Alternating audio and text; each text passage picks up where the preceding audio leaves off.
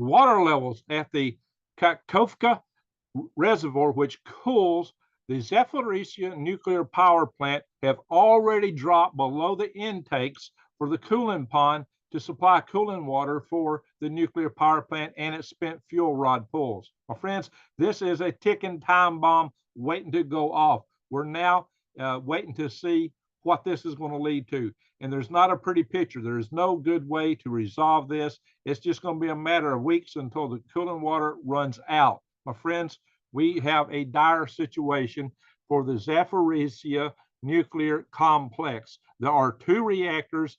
Although they're all shut down, I'm told that 2 of the reactors are actually still hot and require cooling water. So there is a risk of a meltdown actually in those reactors going Chernobyl style. And moreover, the spent fuel rods pools, which have a lot more nuclear material in them than the reactors, will not be able to be cooled if the water is not supplied. And I'm going to show you in this video why that's going to be extremely difficult to do. We're looking at the possibility of this water running out in just a matter of weeks. Once again, the water level had to be in the river at 12.7 meters. That is actually height above sea level. That's how that was measured. It has now dropped below 12.5 meters since the Kakhovka dam has been breached. Since it has failed, been destroyed, or whatever, that water level has dropped. It has dropped below the critical inlet level. So the IAEA, the International Atomic Energy Association Director General, Rafael Grossi, he said that there is a risk that the Zaporizhzhia Nuclear Power Plant, the ZNPP, may be left without the necessary amount of cooling water to cool the 6 reactors, which is supplied from that Kakhovka Reservoir and the ponds. And he said, in the worst case scenario, without cooling, you would be risking nuclear meltdown in there with a tragic ecological consequences. And that's putting it mild. He's trying not to panic people, so he's trying to understate it. But what we've just learned from the Director General of Nuclear Hydro Genergo, yeah, they got funny names for some of these companies over there. This is the organization that ran the hydroelectric dam. He said the following. He said the level is already at 12.5 meters. This is lower than the dead point of the 12.7 meter level, when we can no longer draw water into the populated areas to serve the people and for the ZNPP. Again, that is the Zaporizhzhia Nuclear Power Plant. That is what he told us. He said most likely that water would stop at around 3 meters. Now, the actual water level below the dam is right at sea level. It's 0 feet. I'll show you all this on Google Earth in a minute. I'm going to explain this. I'm going to show you where all this stuff is. So buckle up, guys. But make it even worse, to make it even more interesting, Major General Chip Chapman, back last year, I believe it was in September, he said the following. He said, he warned that depending on where the wind blows, well, don't that sound like a song or something, radiation could reach NATO territory and escalate into a full-blown military response against Russia. He said the following. He said, and of course, if it does leak, talking about the ZNPP, then from a NATO perspective, depending on where the wind blows, that could be seen as an Article 5 act of war if NATO chose to see it. So a lot is open to interpretation. That does not mean necessarily that NATO is going to war, but it leaves the door wide open. Yikes, guys. So, and to go back to Grossi, again, he's the guy. He is the Director General of the IAEA. And this is their top man, Rafael Grossi. He said the following: certainly there is a danger, perhaps in a few weeks or a month. So he's been, like I say, he's been a bit understated. He said, but something needs to be done. We don't want to create panic here. So he's trying to downplay this. But it is a serious situation, because normally you would need to have a guaranteed amount of water circulating in those reactors. He's not even talking about spent fuel rod pools, my friends. He says, if you start losing this ability, then you're going to have a problem. The problem may be pushed down the line for a few days or weeks, but the problem is going to be there. Holy smoke, guys. And because of this, he says he's going back to visit the ZNPP next week. So he's going to try to assess the situation. He just left there. He's going right back to keep a direct eye on this. Now, when he stated that, he was stating as if that water level hadn't fallen already to that point, as we had been told by Ihor Zirota. That is the guy who's the director general of that company that I mentioned, Uker Hydrogenero, however you say that. UKHYDROENERGO, Energio. Oh, yeah, okay, Energigo. It's probably like that Russian rocket company, like Energia. So, Yuko Hydro Energigo. I don't know. That's pretty close. As close as I'm going to get with my Anglo tongue without having heard it enunciated. My friends, I'm going to show you, and we're going to go and look at some of the pictures. I'm going to take you straight to Google Earth to show you what this looks like and show you why it's a problem and why they may not be able to get water to this at all, at least not enough to stop this from going into meltdown for the plants, and worse yet, the release of the radiation in the spent fuel rod pools. Now, I got to remind you about these spent fuel rod pools. These spent fuel rods are made out of an alloy known as zircaloy. Zircaloy is an alloy of zirconium. And when it's zircaloy is hot and is exposed to air, it will combust. It catches on fire. I've had somebody argue against me. I've got proof. I've shown you on some of my previous videos, tests done by Sandia National Laboratories. That stuff burns like crazy. They burnt that stuff up, just slap up when they exposed it to air and test it. Sandia National Labs. I've shown this in some of my videos where I was trying to explain why an EMP that could shut down our grid could be worse than a full-scale nuclear war. I kid you not. And there's so much nuclear material here, it is not going to be a pretty picture if this comes to pass. And right now I'm seeing a hard time how they're going to avoid this. Like I said, we've got a ticking time bomb. Okay, with that preface, let's go look at Google Earth so I can show you the dimensions of what we're talking about. We go now to Google Earth. Okay, my friends, this is it right here. This is the cooling pond. This is the Kharkova Reservoir. Now, if you could, I don't know if you can see this down here, this is altitude. Of the reservoir, this was before the dam breached when this photograph was taken. It was 43 foot. That was the water level. 43 feet is 13.10 and some odd decimals meters. So this was not, there wasn't a whole lot of difference in the level of this lake and the bottom of those inlets. Most unfortunately, they designed it that way, but somehow they just didn't occur to them that the dam would fail.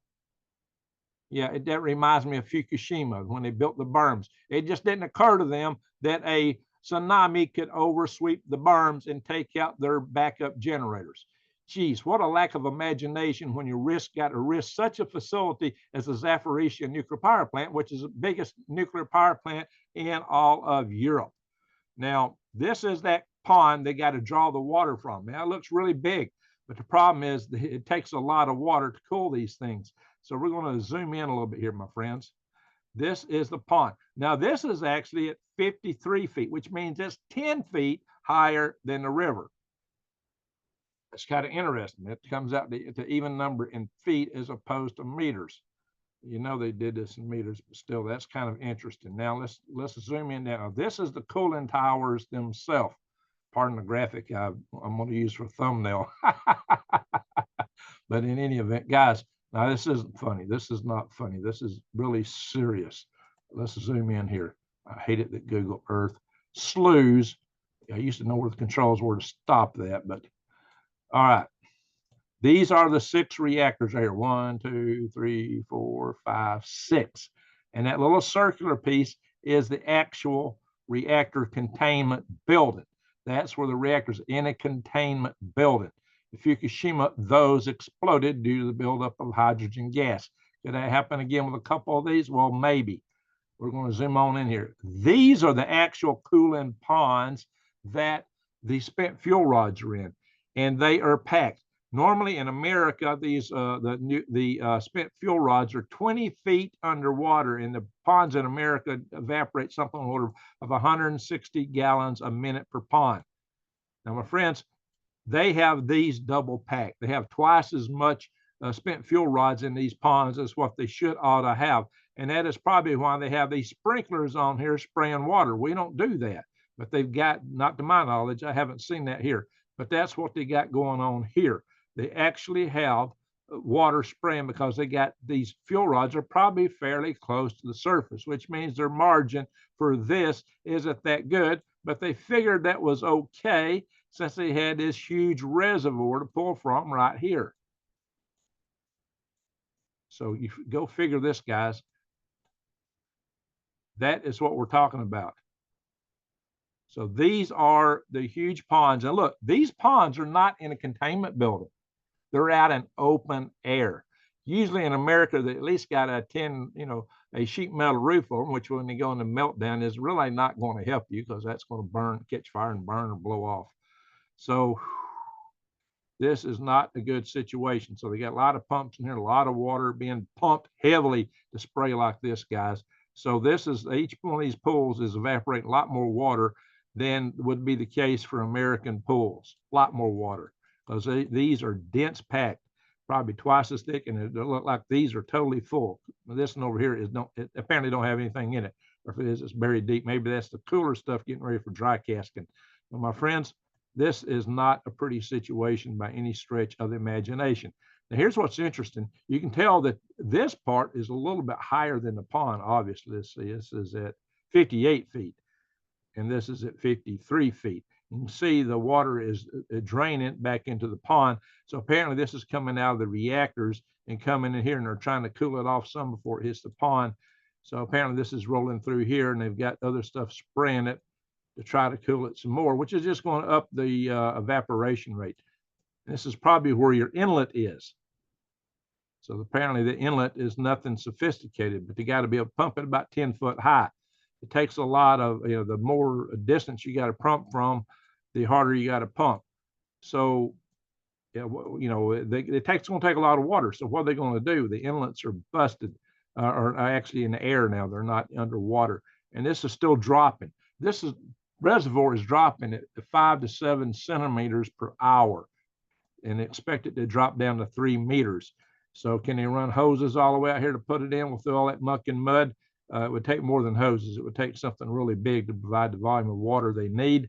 And that's not something they're talking about. So maybe that's extremely hard to do. And if we're pumping down from 3 meters, that's going to be worse, I suppose. So you'd think that they might have a brigade of fire trucks, pumper trucks running through here, but they don't have the same size pumper trucks we have here in America and Western world.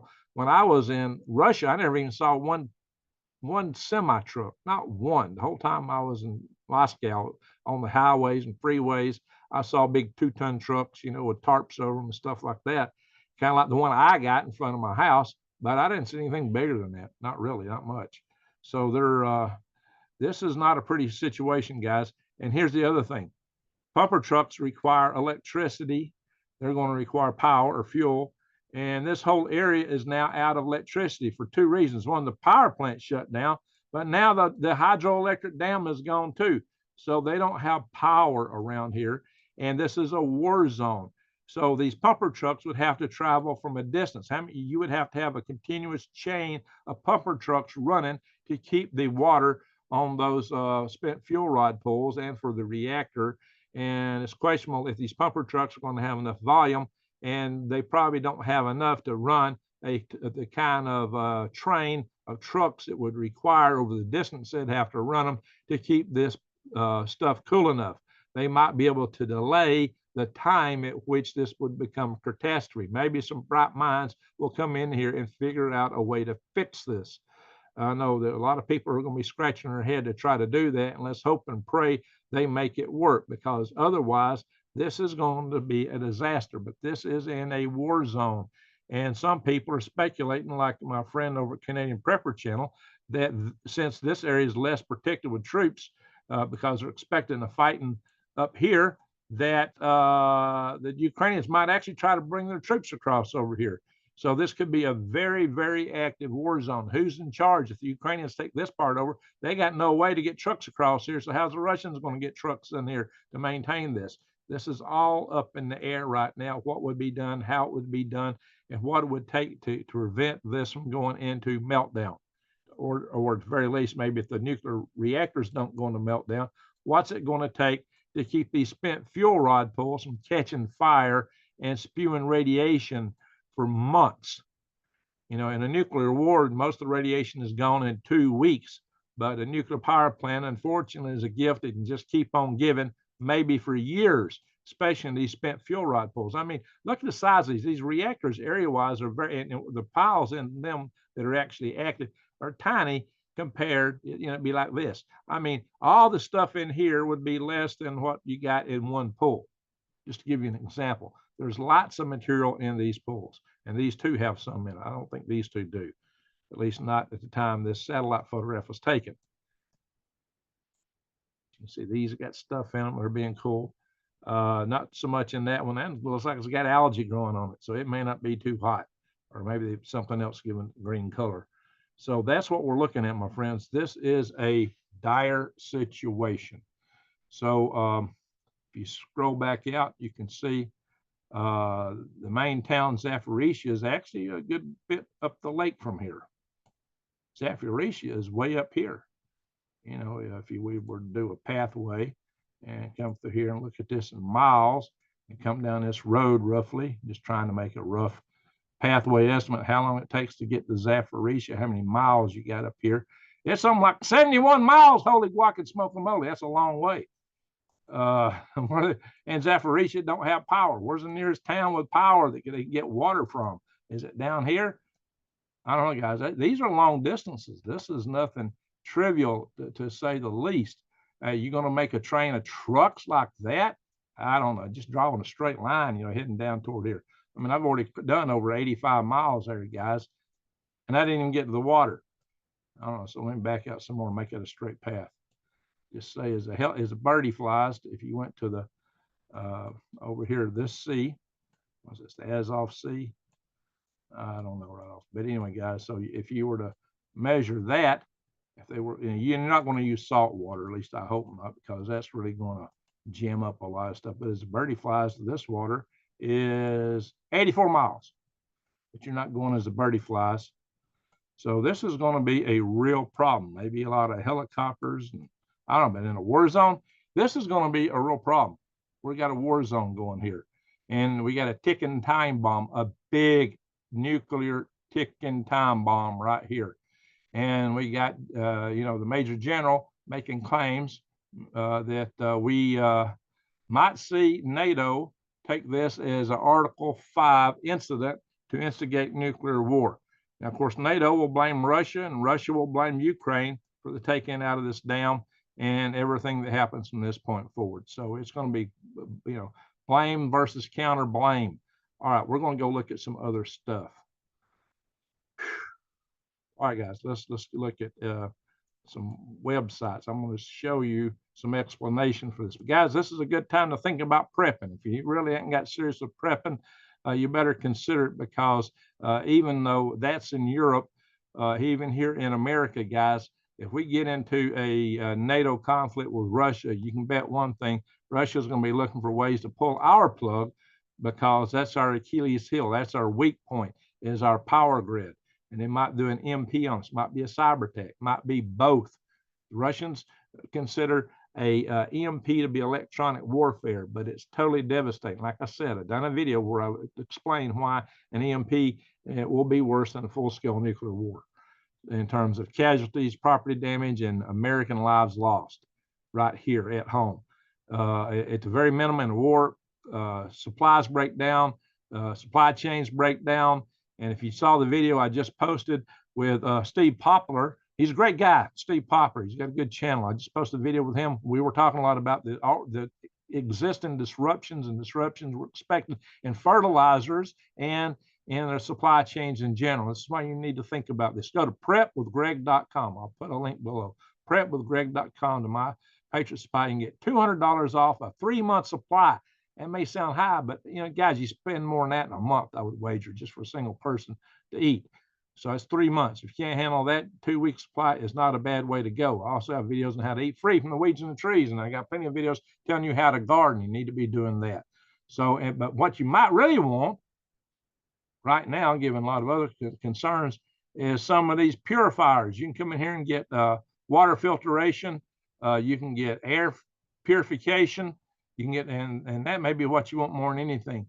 But if we have an event over here, but water filtration, you better get that. That water is something you will die sooner for lack of water than lack of food. But you'll feel the hunger, but maybe a few hours. But the water is what's going to get you. So there's other survival items here, survival gear. You need to check it out. Prepwithgreg.com. All right, enough of that. Let's go over here. All right, once again, this is the pond. These are the 6 reactors. This is the cooling area. This was the building that got destroyed, the training building that got shelled. This is the pool there, okay? So let's see what I want to show you next. This is the article about the plant itself. This is what the plant looks like from the side. It's all your 6 reactors. That's when there was an attack where the Russians went in and took it. There's a view across the reservoir, the Kharkova reservoir of the facility. This is inside one of the reactors. This is a pressure water reactor. This is the control room. Imagine that's a really busy place right now, although they're understaffed. That's one of the problems right now because of the war. This whole thing is grossly understaffed. A lot of the technicians have left. And if this thing goes up, the problem, the general says, well, it all depends on which way the wind's blowing. Well, right now, this place is located about here. And the wind, maybe down here. The wind is blowing toward Kherson at the moment. But if you look at this map, the wind's blowing all over the place in just about every direction. Over here is blowing the other way. So, and this thing will get giving off radiation for months. So during that time, you can bet that radiation will be dispersed in many different directions over Ukraine, over Russia, and maybe back over into NATO nations. I mean, these winds are going down toward Romania right now, Moldova, Romania, and back up into Poland, through Hungary, Slovakia, but anyway, Slovakia, excuse me. This is the IAEA explaining that the river is still dropping 5 to 7 centimeters every hour right now. It has slowed down from 11 centimeters per hour, but it didn't even have to drop an entire meter to be a problem. Now, that's a whole problem. That's a lack of proper design in my book because they didn't have a good design margin. Who were their safety engineers? Holy smoke. They didn't have design margin. They didn't have safety margin in the system. So here we are. There's the World War III scare over this whole thing, guys. And here we are. The water level has dropped below the dead point. Now, let me show you. This is the kind of reactor it is. This is a boiling, pressurized, this is the pressurized water reactor. That's the kind of guy. So at least the water that goes directly through the reactor goes through a different loop that runs the turbines to make the power, and there's yet another loop that runs condensers to take the heat out of the cooling ponds. So that's a good thing, is that this water here is contained within the plant, unless the plant itself goes into meltdown and blows the pressurized containment structure. That's extremely difficult to do, but we've seen that happen in Fukushima. Nobody would have imagined that, but it did happen. By comparison, this is your boiling water reactor. Like Browns Ferry has 3 of these, just 26 miles from me. Well, the radioactive water is actually driving the turbine directly, and then you have a cooling loop. That's what we got here in my area. Well, this plays up. Simulate. Here we go. This is your boiling water reactor, and these are the control rods that you stick in to moderate the reaction to cool it, to actually make the neutrons get absorbed in with sometimes these cadmium rods. I don't know what they're using typically these days, but that's what they used at first, guys. So this is the dimensions of what we're dealing with. This one, of course, is what would be next door. This is what they got in Ukraine. So I got larger. No, I won't get any larger than that. So that's the good thing about this reactor. Stop share. Halo. So bottom line, we have a ticking time bomb, a big ticking time bomb with the Zaporizhzhia Nuclear Power Plant. I'm more worried about the spent fuel rod pools just because there's so much stuff there. There is more radioactive material there by a long shot than is in the reactors. But the city always thought, well, we'll keep it cool. We'll keep the water. Well, the water evaporates, those fuel rods catch fire, and the radiation goes in the air. And it's just whichever way the wind blows. If the reactor building blows up, same story. There's a lot more stuff here than there was at Chernobyl. Chernobyl had 4 reactors. Here there's 6. And this has been running for a long time. So this is not a pretty picture by any stretch of the imagination. It is a clear and present danger. It is an imminent danger. We got maybe a few weeks before it could go critical. Can they maintain this? Can they keep it cool? There's the question. It's going to be extremely difficult to do that, especially in a war zone. It would be extremely difficult without a war. Even if the towns around had power, it would be different. Where the towns around don't have power, the pumper trucks aren't that big. So they're over there. Yeah, they're in a panic mode. Some of them, they're not saying it, but you know, the people over there are really concerned. All right, my friends, they're going to try to play it cool cucumber, but it's not looking good.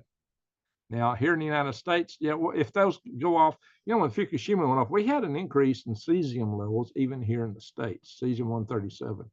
So some radioactive material may travel around the world, but it won't be enough to cause a direct problem here. The real problem is if we get into a war over this. For us, for Europe, it's a problem. It's a problem. Chernobyl might have been a bigger problem had they not got that thing. Look, there were Russians who basically committed suicide. They gave their lives to stop and pour concrete. Pilots were flying over dumping concrete on that reactor, and they didn't have the spent fuel rod pools problems that they may have here. They had power still, everything else is working, but and that wasn't that. There's a different kind of reactor. It was more of a brick pile top reactor. So the reactor was the main problem there. Here, the main problem is going to be the cooling pools. There's so much stuff there. You couldn't possibly fly enough helicopters to dump enough concrete, in this case, like they did in Chernobyl. It'd be very difficult. A lot of the pilots that flew those helicopters over that dumped those buckets of concrete gave the ultimate price for that. They sacrificed their life for the betterment of their society. Could they do that now? It would be extremely difficult in peacetime or in a war here. So any helicopter, anything in the air is a target. Trucks on the road are a target. They don't have the pumper trucks over there like we do over here. So, oh, my friends, this is not a pretty picture. All right, I've said enough. The bottom line is keep your eyes wide open and head on a swivel and be prepared for the worst. For Europe, if you're in Europe, if you're anywhere around this, I get a lot of followers from Europe. If you're in, I get people from Russia even. If you're anywhere around this, get away. Get out of there. Get away from it. The farther away you are, the better. The heavier elements fall closer to the nuclear power plant when they're airborne. But a lot of them will get up in smoke. It could be carried some good distance. Yeah, this could be all over the NATO countries. Could be all over Russia. It's not good. Get away if you can. Watch my videos on surviving nuclear war. There's a lot of tips in there about what to do in a situation like this. Let's see, do I have that open over here? Give me a minute. I am going to show you some videos on my channel you really ought to be watching more than ever. I'm going to come back in and do share it one more time. I'll stop that. Now, here, I'm going to do one more share, guys. There's some stuff you really need to be watching and paying attention to. I got a lot of instructional videos on here. This is one I just mentioned. I just done talking about the supply chains and the food with Steve Popper. Watch this video. This is a great guy, man. You need to watch him. And I just did this video on the EMP attack from Chinese balloons, the threat of that, which is very real. And if you scroll over here, this is a video about surviving an EMP. It also applies to this, but more so what you need to watch is these videos down here about surviving nuclear war 1 and 2. I go into great detail to explain what radiation is, how it works, and how to shield from it, and how to make do even if you're not in a bunker. Here's my bug out the safe zones videos from the United States. And then I did a couple of videos with Stacy Savicki, what to do in the first 24 hours and the second 24 hours after an EMP or us getting nuked. And I got a video down here about filtering and sanitizing water. You need to watch this. And here's a lot of videos about how to eat free from the weeds and the trees. So pay close attention. Pay close attention, guys. Watch this stuff. These are important videos. If you've never watched them, watch them now. All right, stop share. With that, I'm going to say, prep for the worst, pray for the best, hope for the best, and hang in there. Keep your eyes wide open and head on a swivel, and I will keep you in touch with what happens here. With that, I'm going to say thank you for watching, and Greg out.